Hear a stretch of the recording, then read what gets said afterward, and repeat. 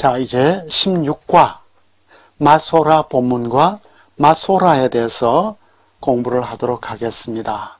마소라 본문과 마소라 작업들에 대해서 본문 텍스트와 마소라 여러 설명들에 대한 것인데, 각주 일에서는 마소라에 대한 여러 이제 개론들이 좀 설명되었네요. 주어졌고, 이제 A를 보니까 이 마소라에 대한 오리엔테이션을 해주는데 이런 말이 있어요. 우리가 사용하는 성경의 인쇄본들의 히브리어 본문, 그죠? 우리가 사용하는 히브리어 인쇄본들의 히브리어 본문은 그 안의 모든 세부 사항들을 포함하여 흔히 마소라 본문이라고 부른다. 이 텍스트는 마소라 본문이다. 본문이라고 부르는데, 각주 2에 보니까 마소라, 그러니까 이제 우리말 음력을 할 때는 마소라라고 안 하고 맞소라 라고 하는데, 이제 이 다게시를 이중으로 발음을 하다 보니까 마소라가 되는 것 같아요. 그냥 마소라인데, 민영진 선생이 이제 그냥 마소라로 표기를 하게 되었습니다. 히브리어 마사르 전수하다. 그래서 후대에 마소라에서 이제 왔고, 그래서 사슬을 뜻하는 마아소레트하고는 공통점이 없다. 그래서 마사르가 아람어에 있어서는, 사마리아 아람어에 있어서는 count, 세다는 이런 뜻을 가지고 있는데, 소페르가 원래는 카운트하는 사람들이었겠죠. 서기관들. 그래서 마소라는 전수하다. 히브리어 마소라는 전수자들이다. 이런 것을 이제 기본적으로 가지고 있습니다.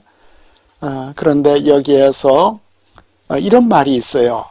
그러나 사실 우리의 텍스트, 우리의 본문이 지닌 어떤 세부 사항들은 마소라 학파의 작업보다는 앞서는 것들이 있대. 우리는 마소라 본문이라고 하는데, 이 본문 안에는 마소라 작업보다 앞서는 것도 있고, 또 어떤 것들은 마소라 후대 작업도 있대요. 그래서 마소라 학파의 작업보다 앞선 것은 뭐죠? 나크다님의 작업이겠죠. 나크다님들이 이렇게 다 몸보를 붙였잖아요. 그죠? 그래서 나크다님이 한 작업들을 마소라 학자들이 이렇게 전수하게 되었다. 그리고 마소라 학파는 그들의 작업을 8에서 10세기에 걸쳐서 완성했다. 참 놀라운 작업 같아요.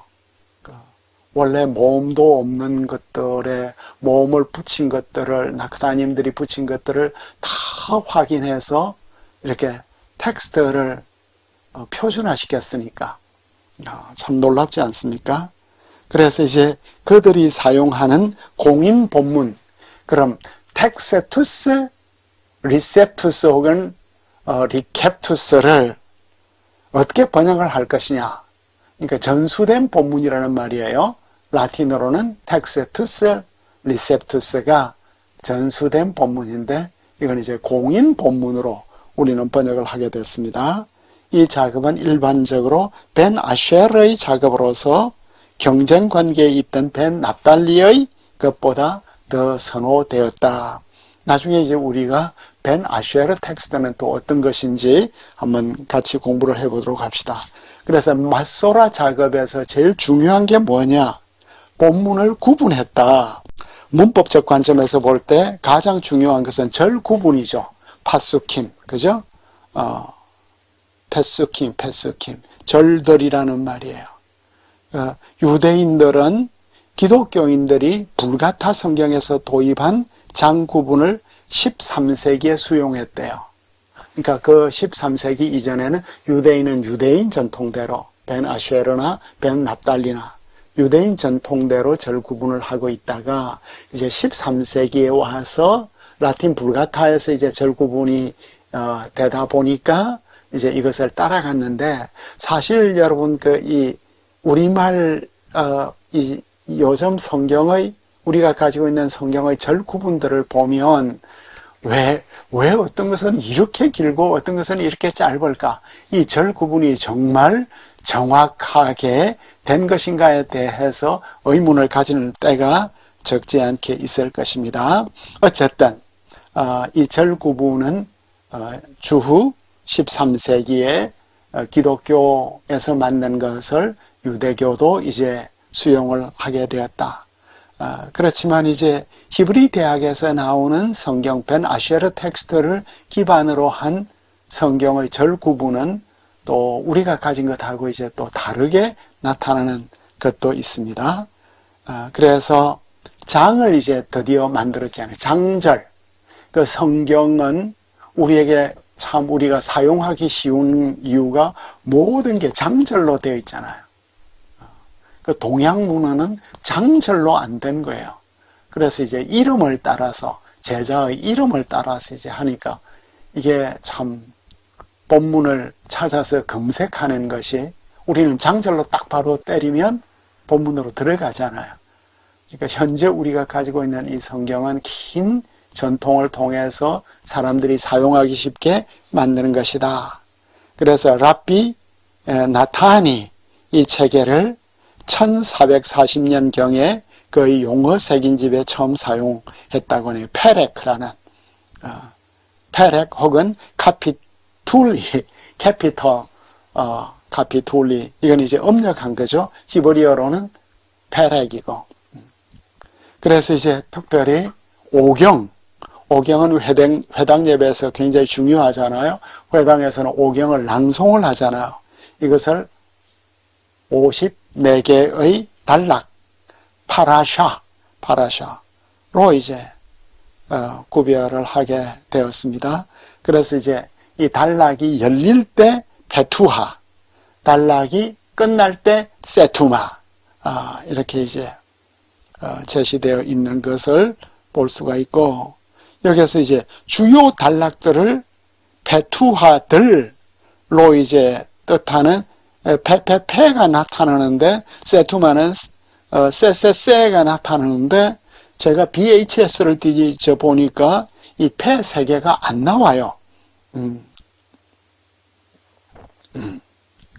이제 그럼 이 전통은 어디에서 나온 거냐? 아마 주이시 전통을 여기에 반영한 게 아닌가. 그래서 이제 마소라 학파들, 구약서론에서 이제 여러분들이 배운 것, 그들이 이제 연구한 것을 성경 이제 이 가장자리에, 성경 가장자리 옆에다 이제 이게 몇 번째 단어고 무엇이라는 걸 이제 쭉 설명을 했을 것이고, 그리고 이제 각 책 끝이 되면 이 마지막에 이제 또 많은 내용들을 담아 두었겠죠. 옆에 두기도 하고 끝에도 두었다. 여기에 보면 이제 끝에도 나오는, 그래서 가장자리에 있는 것을 마소라 마르지날리스, 그리고 이제 책 끝에 있는 것을 마소라 피날리스라고 한다. 그리고 이제 여기에 있는 마소라 부호를 우리가 읽기가 어려운 이유는 이게 히브리어가 아니라 아람어로 되었다는 거잖아요. 그러니까 중세 주이시 학자들은 다 아람어를 썼으니까 여기에서 이제 약으로 기록되는데, 오트, 엘라는 뭐뭐 외에는 뭐뭐가 아니라면, 그 배는 숫자 표시로 사용될 때, 그리고 다구시, 다게시, 하드는 에하드가 이제 하나, 타암은 악센트다, 야티드는 충분하다, 지나쳤다, 카는 여기다, 이런 커티브가 기록된 것이고, 크레는 이제 읽히다, 이런 게 나오죠.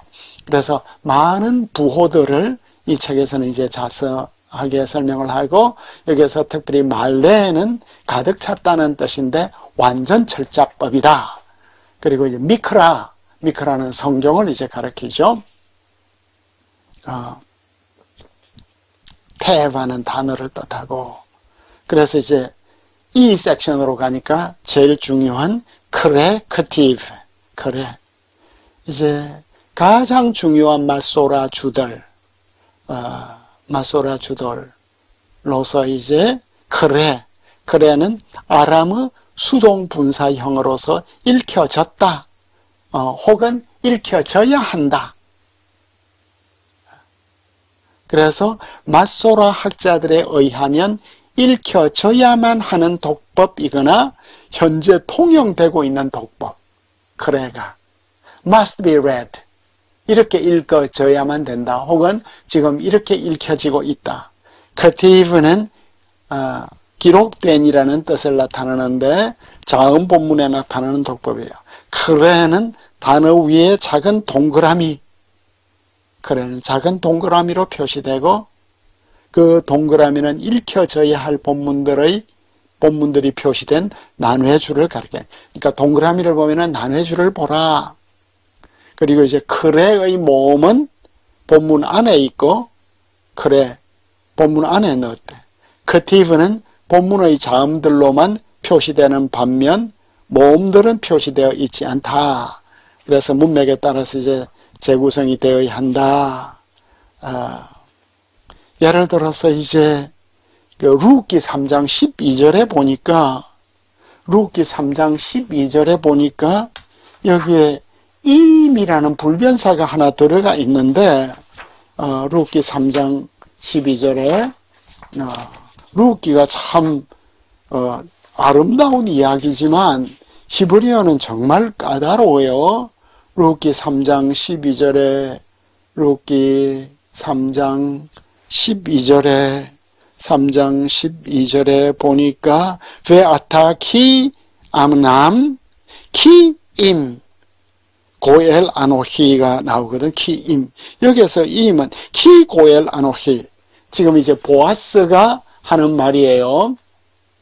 참으로 나는 내 기업을 물을 자다 할 때 키 고엘 아노히가 돼야 되거든. 그런데 키임이 왜 있냐 이거예요. 그래서 그 임 위에 동그라미가 있잖아요. 그 동그라미를 따라서 왼쪽으로 가보니까 12를 써놓고 커티브 벨로 크레. 이거는 커티브이지 크레가 아니다. 이런 이제 표기도 있습니다. 이런 것도 있다. 그 다음에 이제 우리에게 좀 중요한 것이 F에 있는 크레 퍼페툼, 영구적 크레가 있습니다. 자음 본문에 표시된 것과 달리 읽어져야 하는 몇몇 일반적인 단어들에 있어서 편의상 크레의 자음을 표시하는 난해주가 생략된 것을 볼 수 있다. 이제 하나님의 이름은 아도나이잖아요. 그죠? 크레는 아도나이, 나의 주님이지만 커티브는 아마도 야흐웨일 것이다. 그래서 왜 우리말 성경의 어떤 성경에서는 야흐웨를 야훼로 이렇게 음력을 했는지 모르겠어요. 야흐에서 음절이 끝나거든. 야훼. 회라는 것은 이 세고를 해하고 세고를 같이 읽는 발음이잖아요. 야훼는 아닌 것 같아요. 이제 이건 여담인데 대한성서공회에서 이제 성경을 번역을 할 때 야훼라고 이제 공동 번역을 할 때 야훼라고 했더니 지금 이제 우리 일부 교단에서는 이 공동 번역의 발음을 차용을 해서 야훼로 읽거든. 그 이제 그 번역 책임을 맡으신 분 어머니에게 이제 이 야훼라고 이야기를 했더니 왜 너는 자꾸만 야훼에 대해서 야훼에 대해서 그 하나님의 이름이 나오는데 왜 야훼에 대해서 자꾸 이야기를 하느냐는 이런 이야기가 있다고 해요. 그러니까 이 성경 번역에는 또 여러 가지 스토리들이 있겠죠. 그 이제 원래는 야흐웨이지만 크티브는 그냥 예호와로 썼다. 왜냐하면 아도나이에서 하테파타의 대신에 단순 슈바가, 그러니까 아 밑에 있는 단순 슈바가 요드 밑으로 들어가서, 그죠?